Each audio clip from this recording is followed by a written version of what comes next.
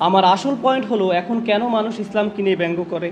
কেনই বা ওরা রসুল সাল্লাহ সাল্লামকে নিয়ে মজা করে? কেনই বা রসুল সাল্লাহ সাল্লামকে অপমান করে কার্টুন বানানো হয়? কেন মুসলিমদের উপর এত প্রোপাগান্ডা, এত জঘন্য কথাবার্তা যেগুলো সাংবাদিকতার নামে চলছে, সম্পাদকীয় কলামে আসছে?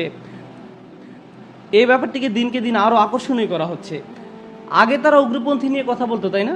তারা বলতো কিছু উগ্রপন্থী আর জঙ্গি ইসলামের ভার্সন নিয়ে, যেখানে ওরা সবাইকে খুন করতে চায় আর তারা নারীদেরকে ডাস্টবিনে ফেলতে চায়, ইত্যাদি ইত্যাদি। কিন্তু আস্তে আস্তে এই উগ্রপন্থীর সংজ্ঞা ঢিলা হতে হতে এমন পর্যায়ে এসেছে যে আপনি এখন 5 ওয়াক্ত নামাজ পড়লেই উগ্রপন্থী। উগ্রপন্থী যা আগে ছিল উম্মতদের বেলায় প্রযোজ্য, এখন তারা বলে আপনি যদি একটু ইসলাম প্রকাশ করেন, অথবা আপনি যদি দেখতে মুসলিম হন, বা মুসলিম কোনো মহিলা যদি হিজাব পরে, নিশ্চয়ই সে উগ্রপন্থী। পুরুষদের বেলায় যদি দাড়ি থাকে তাহলে সে নিশ্চয়ই উগ্রপন্থী। আমেরিকায় এত খারাপ অবস্থা এখন হয়নি, কিন্তু ইউরোপের অবস্থা খুবই খারাপ। আমি ইউরোপে গিয়েছিলাম, আমি বলতে পারি সেখানকার অবস্থা ভালো নয়, অবস্থা খুবই খারাপ। মুসলিমদের উগ্রপন্থী হিসাবে দেখা হয়, কিন্তু প্রশ্ন হলো কেন? আমাদের এই মানসিকতা তৈরি হয়েছে যে তারা আমাদেরকে ধরতে আসবে, এই কাফিররা আমাদেরকে ঘৃণা করে, ওরা প্রতিনিয়তই আমাদের বিরুদ্ধে কার্টুন আঁকছে, তারা প্রোপাগান্ডা চালায়, তারা ইসলামের সব ব্যাপারকে ঘৃণা করে, তারা এটার পিছনে ছুটছে। ওরা ওরা ওরা আমরা নিজেদের আয়নায় দেখার একটুও সময় পাই না। নবী রসুল সাল্লাহ সাল্লামদেরকে নিয়ে ব্যঙ্গ করা হয়েছিল, আমি বলছিলাম সাহাবাদেরকে নিয়েও হয়েছিল। যেমন কোরআনে এসেছে ওয়াইসখারুনা মিনাল্লাযিনা আমানু, আর তারা ইমানদারদের প্রতি লক্ষ্য করে হাসাহাসি করে। কাফিরা তাদেরকে নিয়ে মজা করে যারা বিশ্বাস করে। এখন মৌলিক প্রশ্ন হলো, কেন রসুল সাল্লাহ সাল্লাম ও সাহাবাদেরকে নিয়ে ব্যঙ্গ করা হতো, আর এখন ওরা আমাদেরকে কেন ব্যঙ্গ করে?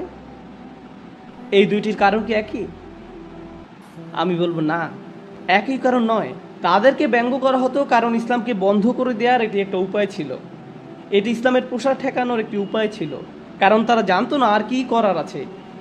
ইসলাম ছিল এতটাই চিন্তা জাগ্রতকারী, ইসলাম ছিল এতটাই দৃষ্টি উন্মুক্তকারী, ইসলাম ন্যায়ের ডাক দিয়েছিল, এটা সব ধরনের অবিচারকে প্রশ্নের সম্মুখীন করেছিল।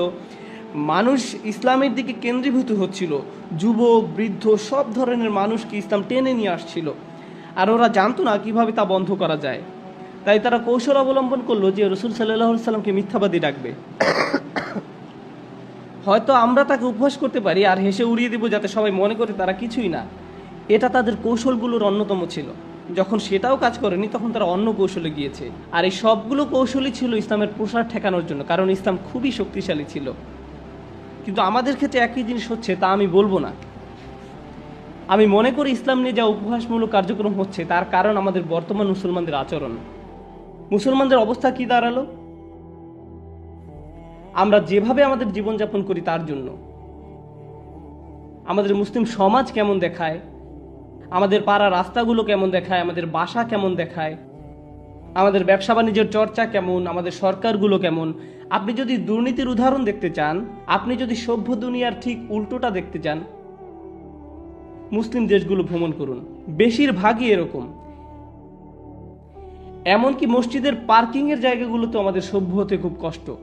একটা সময় আমরা সুশৃঙ্খল থাকি যখন কাতার সোজা করে দাঁড়াতে হয় নামাজে, এর বাইরে ভুলে যান। ন্যূনতম মানবিক শিষ্টাচারও আমাদের মাঝে নেই। মুসলিম সভ্যতা কি? আমরা খুবই পছন্দ করি ইতিহাস থেকে উদ্ধৃতি দিতে। যখন মুসলিমরা উদ্ভাবনী ও সৃজনশীলতায় অগ্রগামী ছিল, যখন তারা পৃথিবীর সেরা বিশ্ববিদ্যালয়গুলোতে নেতৃত্ব দিচ্ছিল, পৃথিবীর সব জায়গা থেকে মানুষ আসতো বাগদাদে পড়ালেখা করার জন্য। ইউরোপিয়ানরা তাদের সাহিত্য হারিয়ে ফেলেছিল আর মুসলমানরা তা সংরক্ষণ করেছিল। তা শিখতে ওরা আমাদের কাছে এসেছিল। যখন স্পেন সারা বিশ্বের জন্য আদর্শ ছিল, আমরা খুবই পছন্দ করি ওইসব উদ্ধৃতি করতে। কিন্তু এখন আমরা কি উদ্ধৃত করব? আমরা কি করেছি? আমরা কি তৈরি করেছি মানুষ হিসেবে? পৃথিবীতে আমরা কেমন অবদান রাখছি?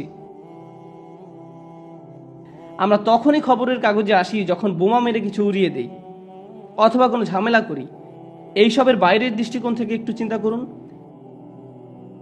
এই মানুষগুলো উন্মাদ।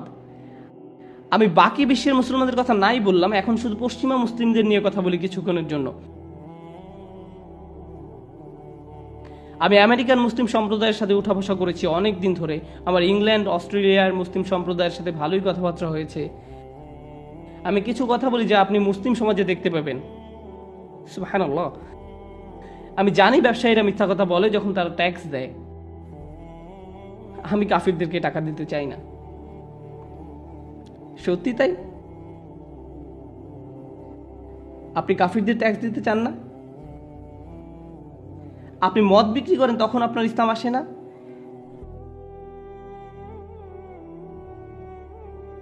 এখন হঠাৎ আপনার ভিতরে ওয়ালা আল বারা উদয় হলো যখন আপনি ট্যাক্স দিতে যাচ্ছেন। আমরা আমাদের নৈতিক অবস্থা এতটাই নিম্নমানের করেছি যে আমাদের ব্যবসায়ী ভাইরা ঠিকমতো বেতন দেন না, এমনকি তাদের স্ত্রীদের মোহরও দেন না। তারা পৃথিবীর অবিচার নিয়ে কথা বলছে, কিন্তু তাদের ঘরেই ন্যায় বিচার নেই। স্ত্রীদের মোহরও দেন না। কেউ ইসলামের প্রতি আকৃষ্ট হবে কেন? যে আয়াতটি আমি আপনাদের সাথে শেয়ার করতে চাই, এটি কুরআনের অন্যতম একটি ভয়ঙ্কর আয়াত। যখন উম্মার অবস্থা সামনে আসে, রব্বানা লা তাজআলনা ফিতনাতাল লিল্লাযিনা কাফারু, হে আমাদের পালনকর্তা, তুমি আমাদেরকে কাফেরদের জন্য পরীক্ষার পাত্র করো না। অন্য কথা, এই আয়াতের একটা অর্থ হলো, ইয়া আল্লাহ, আমাদেরকে এত অভাগা লজ্জাজনক মানুষে পরিণত করো না এবং ইসলামের সুন্দর শিক্ষা থেকে এত দূরে রেখো না যে যখন কোনো অমুসলিমরা আমাদের দেখবে তারা যেন না বলে আমি কেন এই ইসলামের সাথে সম্পর্ক তৈরি করতে যাব, কেন আমি মুসলিম হব, আমি কি এই মানুষগুলোর মতো হব? তারা ব্যঙ্গ করার ক্ষেত্রে বৈধতা পেতে পারে না, কিন্তু আমরাও ন্যায়সঙ্গত নই যখন আমরা আয়নায় নিজেদের চেহারা দেখতে অস্বীকার করি। আমাদেরকে আয়নায় নিজেদের চেহারা দেখা শুরু করতে হবে, এই সমস্যার সমাধান করতে হবে। আর এটাই মোক্ষম সময় আমাদের বিরুদ্ধে দুনিয়ার অবস্থান নিয়ে অভিযোগ বন্ধ করার। আমরা সেই দলের মানুষ যাদের বিশ্বাস লা ইলাহা ইল্লাল্লাহ। আমাদের পাশে আছেন আল্লাহ আযজা ওয়া জাল্লা। তার সাহায্য যাবতীয় সকল সমস্যার চেয়ে শক্তিশালী। এমন কোনো সমস্যা নেই যা বিশাল ভাবার কোনো উপায় আছে যদি আল্লাহ আপনার পাশে থাকেন। সমস্যা হলো আমরা আল্লাহর সাহায্যই চাইছি না, অন্তত এটি অর্জন করার কোনো প্রচেষ্টা আমাদের মাঝে নেই। এটি বিনামূল্যে পাওয়ার মতো কোনো জিনিস নয়, এটি অর্জন করার জিনিস। সেজন্য আমার ঘরের ভিতরটিকে একটি পরিবর্তনের মধ্য দিয়ে যেতে হবে, আমার পরিবারকে পরিবর্তনের মধ্য দিয়ে যেতে হবে, আমার চারপাশের মানুষগুলোকে সেই পরিবর্তনের মধ্য দিয়ে যেতে হবে। আমরা আমাদের নৈতিকতার মানদণ্ড হারিয়ে ফেলেছি। আর আমি দ্বীন, ফিকা বা শরিয়ার সুগভীর জ্ঞানের কথা এখানে বলছি না, আমি বলছি খুবই মৌলিক নৈতিকতার কথা, খুবই মৌলিক নৈতিকতার কথা।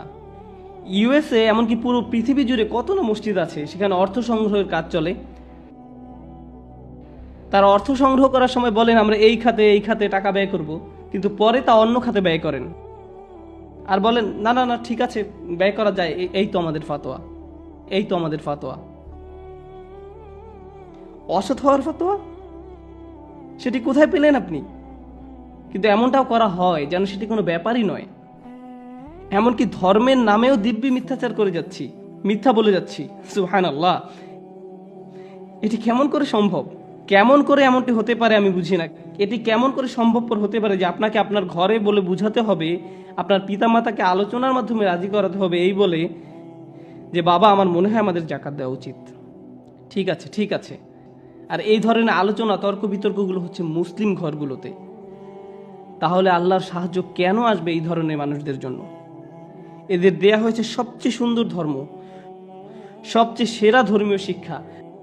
আর এই মানুষগুলো একটি দিনের জন্য, একটি মুহূর্তের জন্য আয়নার মুখোমুখি হয়ে জিজ্ঞেস করছে না যে সে কি ভুল করেছে, কোথায় ভুল করছি।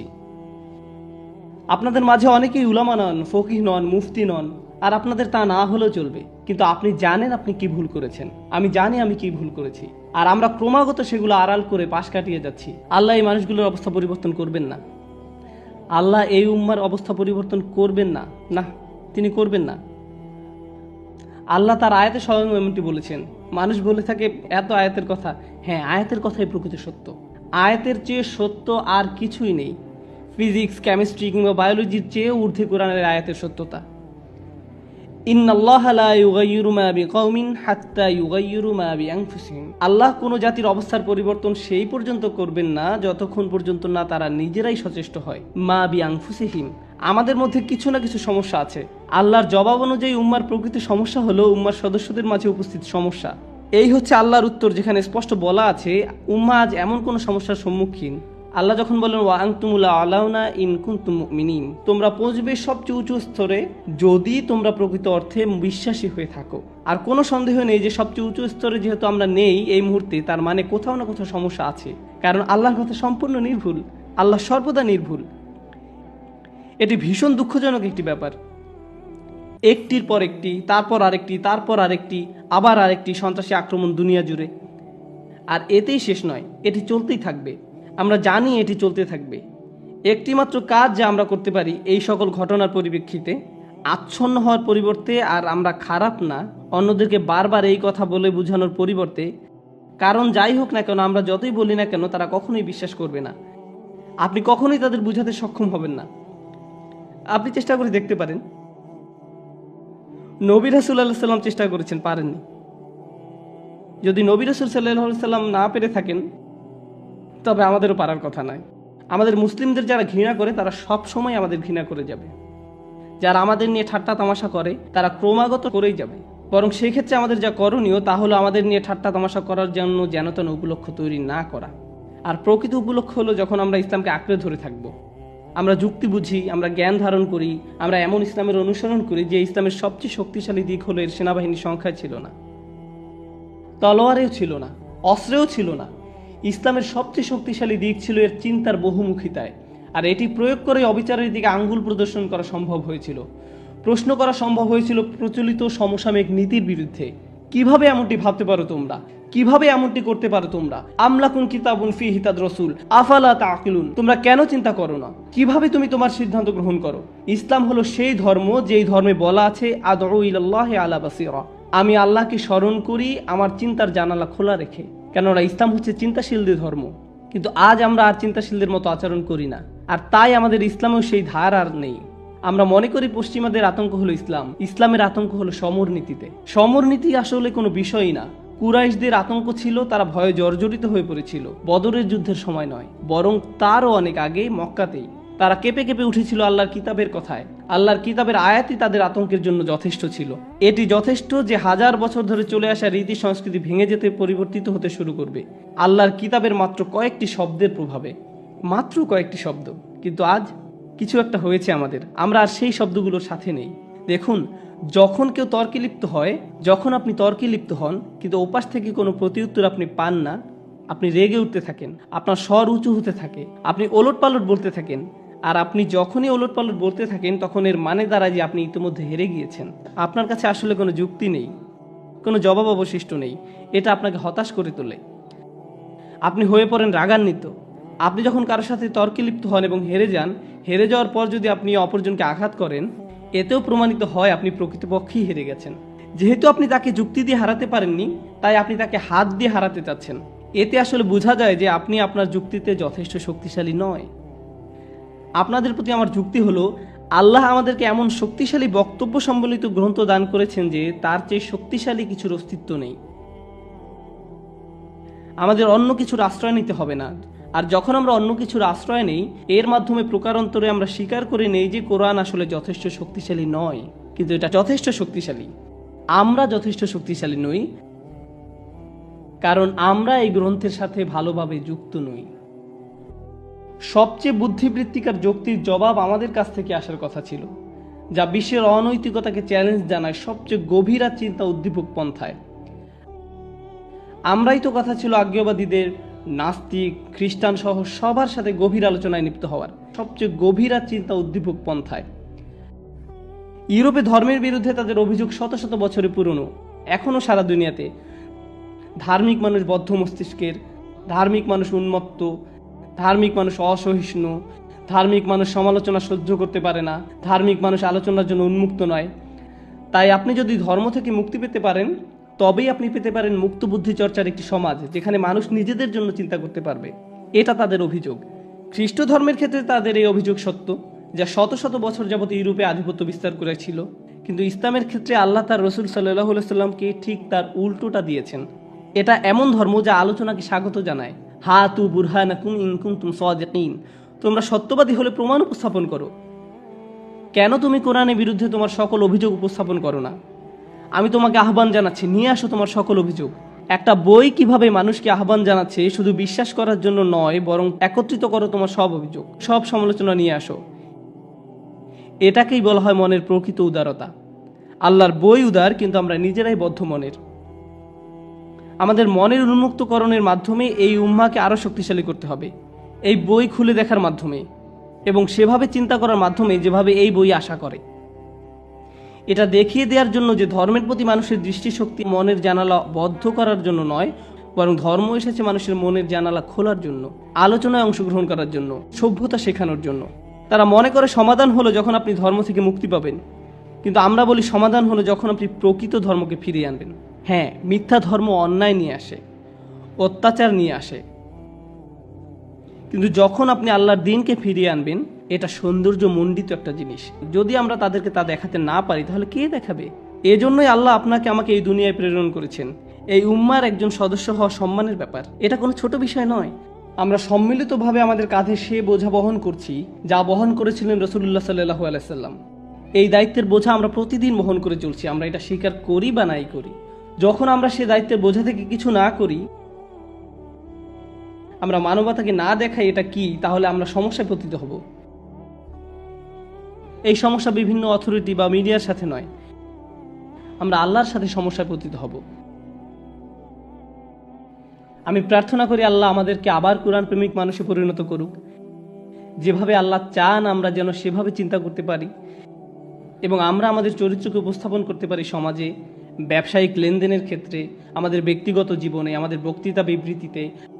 আমরা যাতে তা চিত্রিত করতে পারি যা আমাদের দিনকে নিখুঁত বানিয়েছে, যা এই দিনকে বানিয়েছে এত সুন্দর। আল্লাহ তাআলা এই হেদায়েতের আলোকবর্তিকা আমাদের সকলের হৃদয়ে প্রজ্বলিত করুক, একে শক্তিশালী রাখুক, এর শক্তি আরও বৃদ্ধি করুক। আল্লাহ তরুণ প্রজন্মকে এমন নেতৃত্ব দানের যোগ্যতা দান করুক যারা এই অন্ধকার যুগকে স্বর্ণযুগে পরিণত করবে। بارك الله لي ولكم في القرآن الحكيم ونفعني وإياكم بالآيات والذكر الحكيم.